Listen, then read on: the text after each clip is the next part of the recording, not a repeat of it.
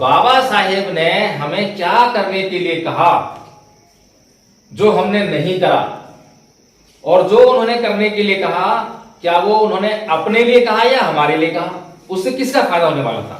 ये बात सोचने वाली बात है। बाबा साहेब ने 13 अक्टूबर सन 1935 को क्या कहा था, याद है किसी को? किसी को याद नहीं है, क्योंकि बाबा साहेब जानते ही नहीं है, बस बाबा साहेब का जैकेट लगाते हैं, बाबा साहेब अमर रहे, अमर हो जाएंगे ऐसे ही बस है। बात तो जाननी नहीं है कि बात क्या कही उन्होंने कही कि मैं हिंदू धर्म में पैदा हुआ, ये मेरे बस की बात नहीं थी, लेकिन मैं हिंदू मरूंगा नहीं। अब ये बात कौन कह रहा है? कोई मामूली आदमी कह रहा है? कोई मामूली आदमी कह रहा है? दुनिया का सबसे बड़ा विद्वान कह रहा है। भारत में तो मैं किसी की गिनती नहीं कर रहा है कि उनके आसपास भी कोई हो विद्वान के मामले में। अभी पंडित जी कहते हैं, पंडित जी हैं, पंडिताई में बाबा साहेब के सामने कोई नहीं रहता। भारत में जो है पहले इकोनॉमिक्स में पीएचडी करने वाले एशिया में थे, एशिया में नंबर 1। आप उस आदमी की बात को मानने से लगातार इनकार कर रहे हो। अब ऐसे किसी पंडित आदमी की जो आपके ही भले की बात कर रहा हो और उसकी बात ना मानो तो नुकसान किसका? बाबा साहब को नुकसान होगा क्या? हमारे होगा ना। तो यानी कि हम कितनी बड़ी मूर्खता कर रहे हैं, हम ये नहीं समझ पा रहे हैं कि हम अपना ही नुकसान कर रहे हैं।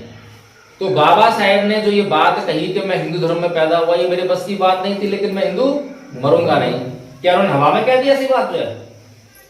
या कुछ मतलब पर्सनल को दुश्मनी थी हिंदुओं से, इसलिए उसको निकालने के लिए कह दी? ऐसा था क्या? नहीं, ऐसा नहीं था। अत्याचार तो बाबा साहेब पे बचपन से हो रहे थे। बचपन में उन्हें जो है कक्षा के भीतर बैठ के पढ़ने नहीं दिया, नहीं पढ़ने दिया ना, सबको पता है। और प्यासे रह जाते थे भरी गर्मी में, लेकिन चपरासी नहीं आया तो पानी नहीं पी सकते थे, नल को छू नहीं सकते थे। चपरासी दूर से फेंक के फाइल देता था, नाई उनके बाल निकालता था, तांगे वाला जो है तांगे में उठाता था। अत्याचार तो बचपन से हो रहे थे। लेकिन क्या बाबा साहेब ने इन अत्याचारों का बदला लेने के लिए किसी का सर फोड़ा? नहीं फोड़ा। अब जब तो छोटे थे कुछ कर नहीं सकते हो, चलो मान लिया, लेकिन जब बड़े हो गए, पढ़ लिख गए, मंत्री बन गए, तब तो उनके पास पावर आ गई, तब तो बहुत कुछ कर सकते थे। किसी उस अध्यापक के खिलाफ जाकर उन्होंने एफआईआर करवाई, नाई के खिलाफ करवाई, चपरासी के खिलाफ करवाई, क्यों नहीं करवाई? और हम तो तुरंत ही, अभी ठाकुर साहब ने कुछ कह दिया, बस चाहे थोड़ी सी बात हुई है जाके SC ST मुकदमा ठोक देते हैं। तो अब गलती तो हम करें और ढिंडोरा पीटे हैं दूसरों पे, क्या कहते हैं उसको, क्या ठीक है फोड़े दूसरों के सर पे। गलती तो हम कर रहे हैं और चिल्लाते क्या हैं, ये मनुवादी, ये मनुवादी, ये ब्राह्मण, इसने हमारा नुकसान करा, इसने हमारा। अरे नुकसान तो हम अपना कर रहे हैं, हम अपना नुकसान खुद कर रहे हैं। अभी आपको समझ में आया कितना नुकसान कर रहे हैं।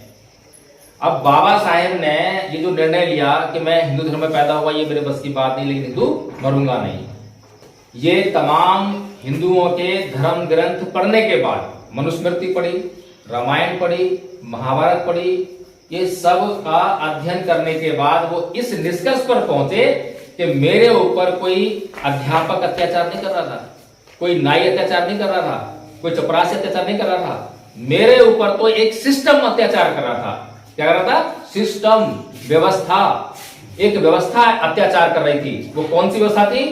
हिंदू धर्म की धार्मिक व्यवस्था थी। हिंदू धर्म की धार्मिक व्यवस्था मेरे ऊपर अत्याचार कर रही थी, इसलिए इस व्यवस्था को छोड़ना पड़ेगा, छोड़ना पड़ेगा। पहले उन्होंने कोशिश करी कि भाई इसमें कुछ सुधार हो जाए, लेकिन जब देखा कि इसमें तो परिवर्तन की गुंजाइश ही नहीं है, गुंजाइश नहीं है।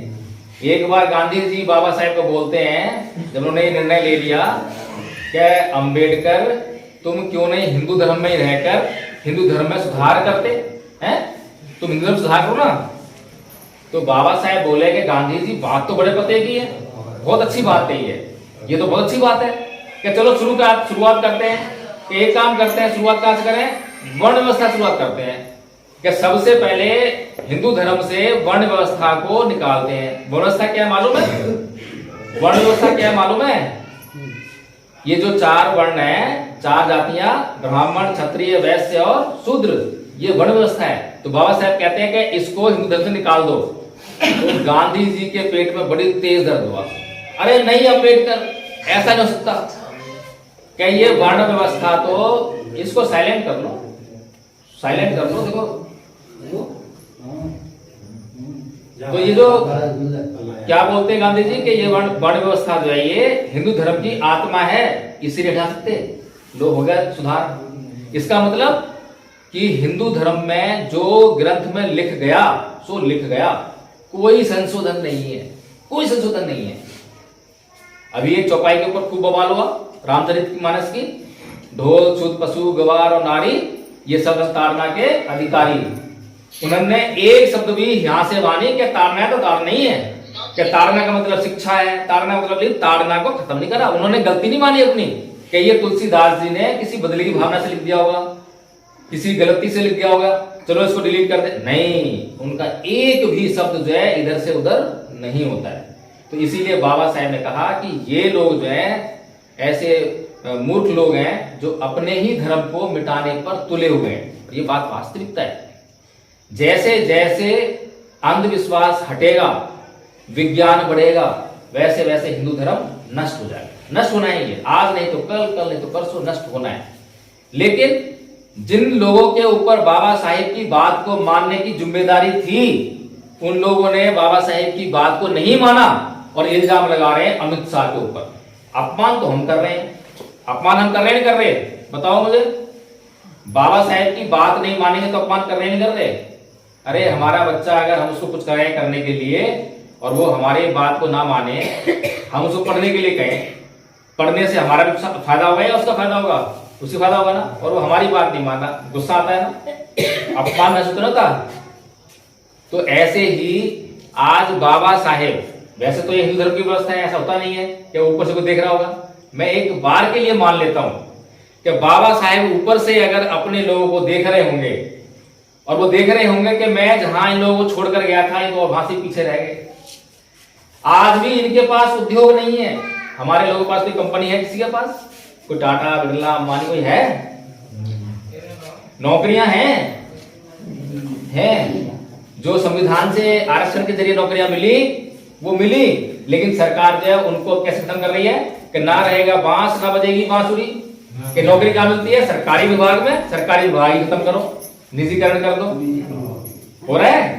मतलब ये है कि जो बाबा साहेब ने आपको अधिकार दिए वो अधिकार आपसे छीने जा रहे हैं और आप जो है आराम से मौज मस्ती में डीजे पे नाचे जा रहे हैं।